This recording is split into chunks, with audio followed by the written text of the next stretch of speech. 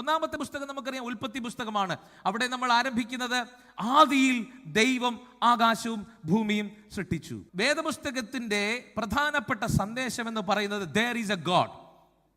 വേദപുസ്തകം എഴുതപ്പെടാനുള്ള പരിചയപ്പെടുത്തുന്ന ഏറ്റവും പ്രധാനപ്പെട്ട സംഗതി there is a God.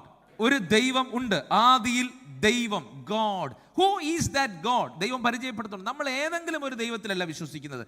ആരെങ്കിലും നിങ്ങളോട് ചോദിക്കുക ഹൂ ഈസ് യുവർ ഗോഡ് എന്ന് ചോദിച്ചാൽ എന്തായിരിക്കണം പറയേണ്ടത്? നമ്മൾ പറയുന്നത് അവർ God is the Father, Son and the Holy Spirit. പിതാവായ ദൈവവും പുത്രനായ നമുക്ക് വെളിപ്പെട്ട യേശു ക്രിസ്തുവും പരിശുദ്ധാത്മാവുമായ ഏക ദൈവത്തിൽ ഞങ്ങൾ വിശ്വസിക്കുന്നു. The concept of Christian God begins from Trinity. തൃത്വം എന്ന വിശ്വാസത്തിലാണ് നമ്മുടെ ദൈവം എന്ന സങ്കല്പം ഇരിക്കുന്നത്.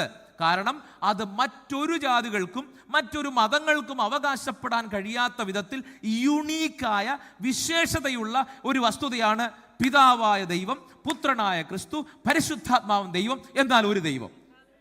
ഇതെങ്ങനെയാണെന്ന് എൻ്റെ ബുദ്ധിക്ക് നിരക്കാൻ കഴിയുന്നതല്ല. മാത്തമാറ്റിക്കൽ ജീനിയസ് ഉപയോഗിച്ച് നമുക്ക് അതിനെ പൂർത്തീകരിക്കാനായിട്ട് കഴിയില്ല, പൂരിപ്പിക്കാനായിട്ട് കഴിയില്ല. But I believe it is A mystery. ഇതൊരു മർമ്മമാണ്. ഇത് എനിക്ക് മനസ്സിലാകുന്നില്ലെങ്കിലും അങ്ങനെയാണ് ദൈവം ഇതിനകത്ത് വെളിപ്പെട്ടിരിക്കുന്നത് കൊണ്ട് ഞാൻ അങ്ങനെ വിശ്വസിക്കുന്നു.